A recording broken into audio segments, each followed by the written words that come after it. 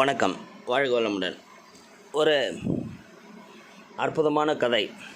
இது கதைன்னு சொல்ல முடியாது, வரலாறு, நடந்த ஒன்று. அது ஆட்டோபயோகிராஃபி இன்னும் கூட சொல்லலாம் உங்களுக்கு. இப்போது இங்கிலாந்தில் 1976ஆம் ஆண்டில் டக்ளஸ் பேடர் என்பவருக்கு பிரிட்டிஷ் இராஜாங்கத்தின் மிகப்பெரிய விருதான சர் பட்டம் வழங்கப்பட்டது. அதை நம்ம ஊரில் பாரத ரத்னாலாம் கொடுக்குறாங்களா, அந்த மாதிரி அந்த ஊரில் சர்ங்கிறது ஒரு பட்டம். இதில் ஆச்சரியமான அம்சம் என்னவென்றால், அவருக்கு இரு கால்களும் இல்லை. விமான விபத்தில் இரு கால்களையும் நொறுங்கி போன பிறகு செயற்கை கால்களை பொருத்தி கொண்டார்.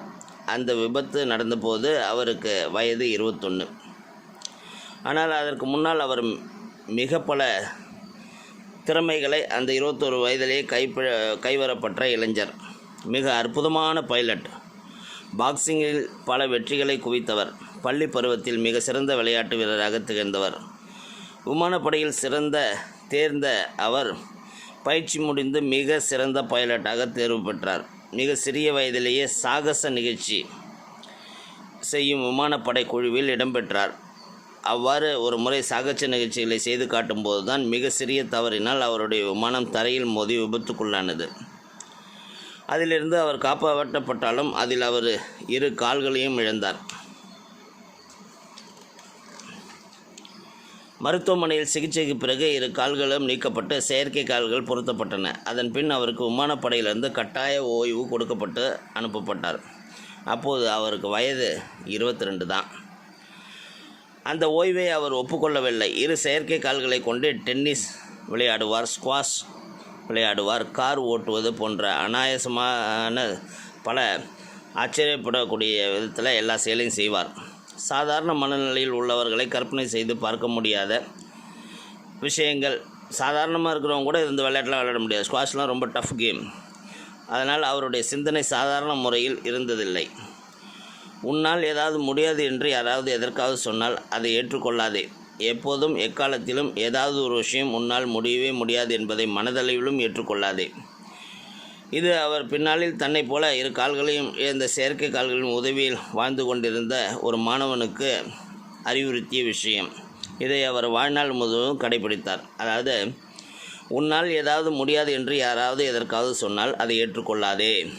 எப்போதும் எக்காலத்திலும் ஏதாவது ஒரு விஷயம் உன்னால் முடியவே முடியாது என்பதை மனதளவிலும் ஏற்றுக்கொள்ளாதேங்கிறது தான் அவர் சொல்கிற அறிவுரை. இந்த செயற்கைக்காலில் பொறுத்து 6 வருடங்கள் உட்கார்ந்து செய்யும் வேலையை செய்து வந்தார். 1939ஆம் ஆண்டு 2ஆம் உலகப் போர். பிரிட்டன் போராடியாக வேண்டிய காலகட்டம். அதன் அறிகுறியில் அதற்கு முன்பே சகலருக்கும் தெரிந்தது. பேடர் தானும் சண்டைக்கு அந்த செகண்ட் வேர்ல்டு வாரில் பங்கு பெற வேண்டும் என்று விரும்பினார். ஆனால் தனக்கு தெரிந்த அத்தனை பேரையும் வற்புறுத்தி விமானப்படையில் மறுபடியும் சேர துடித்தார். இவருடைய வற்புறுத்தலை கண்ட அதிகாரி, சரி சேர்த்துக்கொள்கிறோம், ஆனால் ஒரு நிபந்தனை, நீங்கள் மறுபடியும் விமானம் ஓட்டி பயிற்சி பள்ளியில் சேர்ந்து தேர்வு பெற வேண்டும். பேடர் அதற்கும் ஒப்புக்கொண்டார். மிக சிறப்பான முறையில் தேர்ச்சி பெற்றார். 2 கால் இல்லாத நிலையில். சண்டை நடக்கும் காலம் என்பதால் அவர் நேரடியாக சண்டையில் ஈடுபடுத்தப்பட்டார். அந்த அளவுக்கு நம்பிக்கையை தனது திறமைகள் மூலம் உண்டாக்கினார். சண்டையில் அவர் எதிரிப்படை விமானங்களை ஒரு 12 விமானத்துக்கு மேலே சுட்டு வீழ்த்தினார். விமானப்படையில் ஒரு பிரிவுக்கு தலைமை தாங்கும் அளவுக்கு தன்னை நிரூபித்தார். பிரான்சில் நடந்த சண்டையில் பிடிபட்டு மருத்துவமனையில் சேர்க்கப்பட்டார். அங்கிருந்து தப்பினார். ஆனால் மறுபடியும் பிடிக்கப்பட்டார். அதன் பின் மருத்துவமனையில் அவருக்கு புது கால்கள் பொருத்தப்பட்டன. விடுதலையானார்.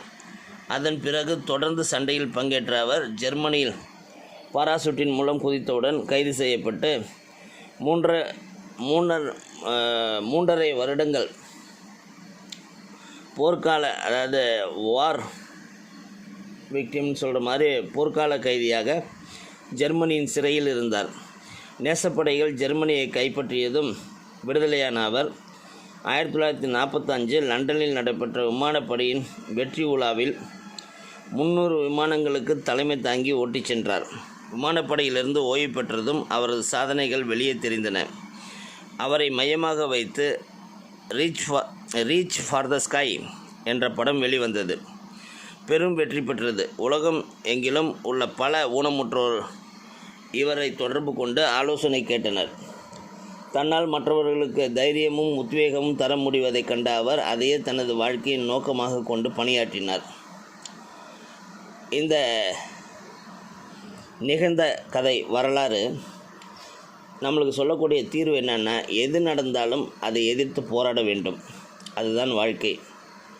அதையே வாழ்க்கை நெறியாக கொள்ள வேண்டும் என்பதே அவரது தாரக மந்திரம்.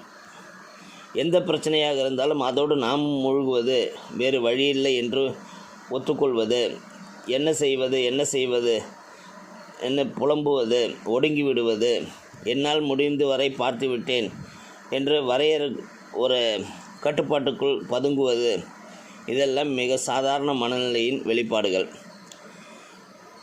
இதையெல்லாம் எங்கே முடிவு என்று சொல்கிறதோ அல்லது உணர்கிறோமோ, நம்ம இதுதான் எண்டுன்னு சொல்லக்கூடிய முடிவுங்கிற முற்றுப்புள்ளியிலிருந்து தான் 3ஆம் பரிமாண சிந்தனைகள் வெளிப்படுகிறது. அதாவது அவருக்கு கால் போனப்பே லைஃபே முடிஞ்சு போச்சு என்ன ஒரு நினச்சிருந்தாருன்னா, சாதாரணமாக அங்கேயே அவர் லைஃப் முடிஞ்சு போயிருக்கும். ஒரு ஊனமுற்ற ஆளாகவே வாழ்ந்து போயிருப்பார். அங்கேருந்து அவர் மீண்டும் நம்மளால் முடியும்னு வெற்றி பாதையை நோக்கி நடக்கிறார். அதனால தான் மறுபடியும் அவர் கால் பொருத்தின பிறகு ஸ்குவாஷ் விளாட்றாரு. அதுக்கப்புறம் தன்னை நிரூபிச்சுக்கிட்டே வரார்.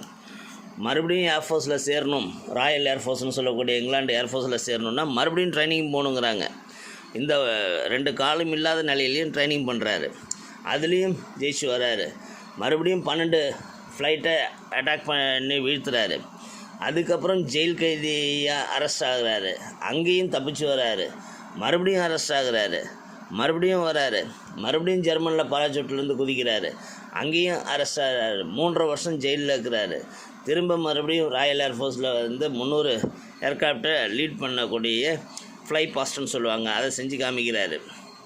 ஸோ மனுஷன் எங்கேயுமே உடலை பாருங்கள். அந்த நம்பிக்கையும் இங்கேருந்து நம்ம இப்படி தொடரலாம்ங்கிற அந்த 3ஆம் பரிணாம சிந்தனையும் தான் நம்மளோட வெற்றி பாதைங்கிறத வெளிப்படுத்தக்கூடியதுங்கிறது நம்ம சிந்திக்க வேண்டிய ஒரு வாழ்வியல் சிந்தனை. வாழ்க வளமுடன்.